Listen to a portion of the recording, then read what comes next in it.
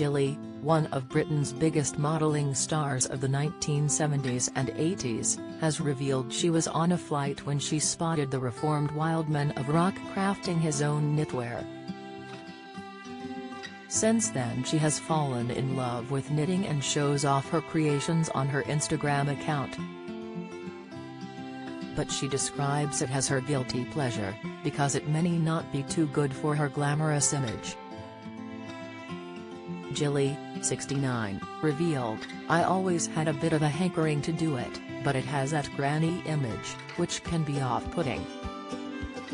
But I can recall sitting next to Ronnie Wood on a flight and seeing him knitting, and I thought, if it's rock and roll enough for Rolling Stone, then it's rock and roll enough for me. I used to be a real globetrotter, living in the fast lane, meeting wonderful people. So this is a bit different from that. It isn't quite as glamorous.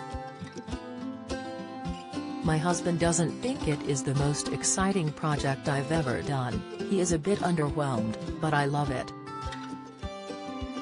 It isn't really good for the image, is it? But it is my guilty pleasure." Born in Queensland, Australia, Jilly's family moved to Surrey when she was 8 years old. She was discovered as a model at 16 before becoming one of the first Page 3 girls.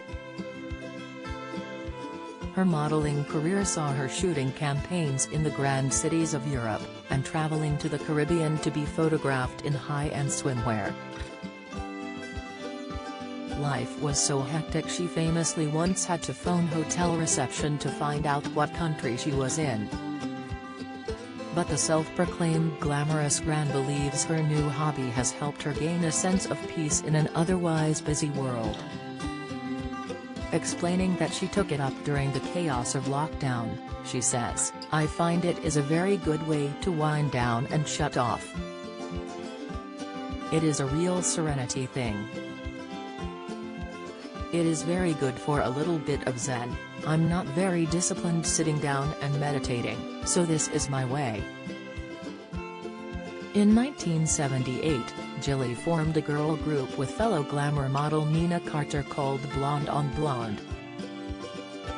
Having always had a passion for drama, she then went on to do a lot of theatre and television.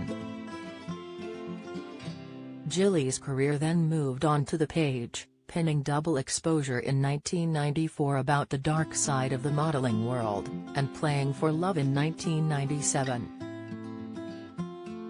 She has certainly kept busy.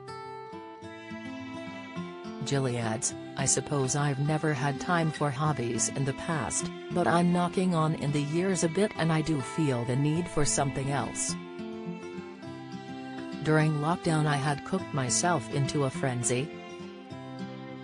I was experimenting in my greenhouse and I was goggle-eyed from watching the box non-stop. I was just about sick of it all and looking for something else to fill my time with. I had learned the basics of knitting with my mum when I was 9 or 10 and I knew how to cast on with my thumb.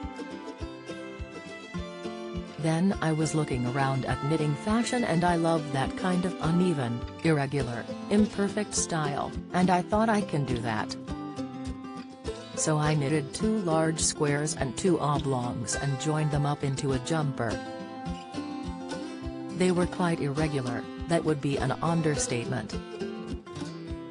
Now entering her 70th year, Jilly still looks fabulous in everything she wears, so a few dropped stitches and an uneven hem or two can go unnoticed. So what are her secrets to keeping herself looking so youthful? I guess first of all, don't give up. Every day I look in the mirror and find more daily dilapidations, but you just have to keep on going. All I can say is what everybody says, SPF, SPF, SPF. Using sunscreen whether it is summer or winter, rain or shine, is so important.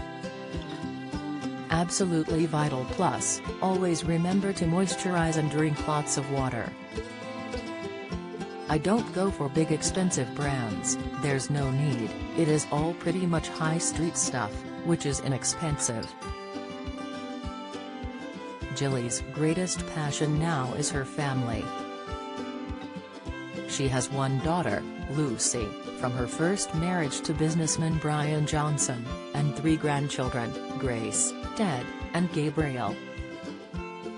In 2002 she married Ashley Brolin, CEO of Ashley Wild Group, which has specialized in interiors for 6 decades, bringing her grandchild total to 14. Life in leafy Hertfordshire with her 2 Great Danes could be described as boring, she says. But Jilly gave up much of her globetrotting to become a full-time grandmother and help her daughter when they were little. But despite this closeness, they do find some of her knitting creations a little questionable. I knitted some gifts for my daughter and granddaughter and they said oh lovely, but I wasn't convinced, she laughs. I thought my granddaughter would love it because they have that disheveled hippie chic look, and were off the shoulder in a stylish way.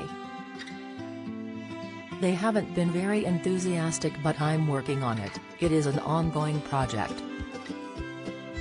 I'll soon learn not to drop stitches and avoid the knobbly bits. I am thoroughly enjoying it. And recalling her modeling heyday once more, she says, back then no 2 days were ever the same, it really was life in the fast lane. So it is extraordinary to see me knitting, but there you go.